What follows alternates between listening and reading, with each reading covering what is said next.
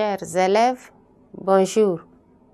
Je suis très contente d'être en votre compagnie une fois de plus.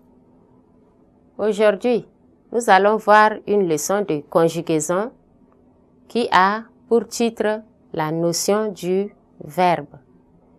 Maintenant, à la fin de cette leçon, vous serez capable d'identifier un verbe dans une phrase.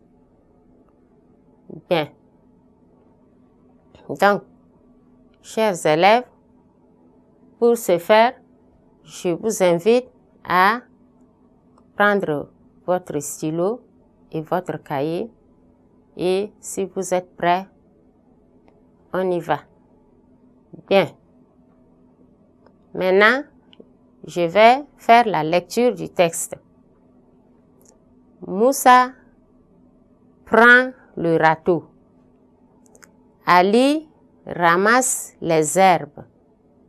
Le travail de la terre est noble. Moussa prend le râteau. Ali ramasse les herbes.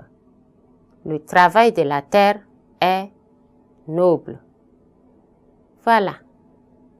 Donc, nous avons ici un texte qui a quelques verbes. Essayons maintenant de relever ces verbes-là. Nous avons prend, nous avons ramasse, nous avons est. Dans la première phase, on dit Moussa prend le râteau. Que fait Moussa? Moussa prend le râteau.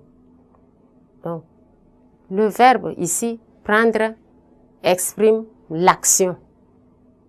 Ce que fait Moussa. Le verbe exprime ce que fait Moussa. Que fait Moussa? Moussa prend le râteau. Maintenant, que fait Ali? Ali ramasse les herbes. Ali ramasse les herbes. Maintenant, si nous prenons la troisième phrase, le travail de la terre est noble. Comment est le travail de la terre? Le travail de la terre est noble. Ici, le verbe conjugué ici est n'exprime pas l'action, mais l'état. Comment est le travail? Donc, le travail de la terre est noble. Ce qui va nous amener à dire qu'est-ce que le verbe? Le verbe alors est le noyau de la phrase. On dit que le verbe est le noyau de la phrase. Pourquoi? Parce que sans le verbe, la phrase ne peut pas avoir de sens. Bien que quelque part, il y a des phrases nominales. Mais ce n'est pas toutes les phrases qui peuvent ne pas avoir de verbe. Quand vous prenez une phrase, vous supprimez le verbe, la phrase perd son sens.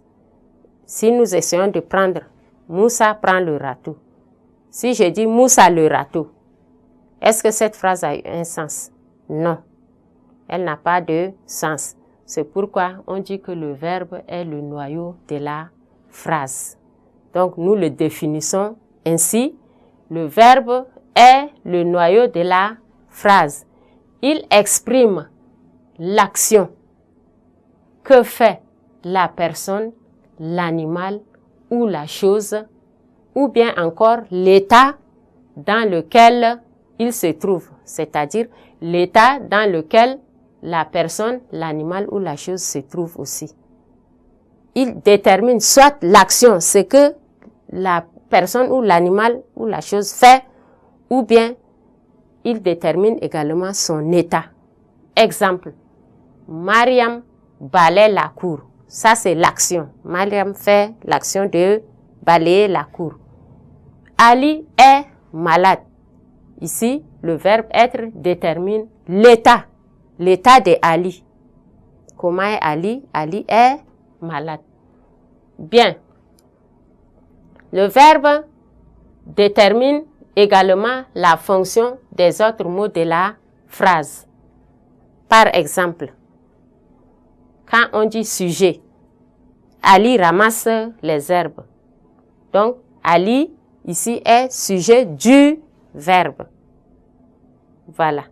Et on peut également dire le verbe peut faire appel aussi à un complément. Et le complément est toujours relié au verbe. On peut dire complément d'objet direct du verbe tel, tel, tel. Donc, ici, le verbe détermine également la fonction des autres mots qui se trouvent dans la phrase.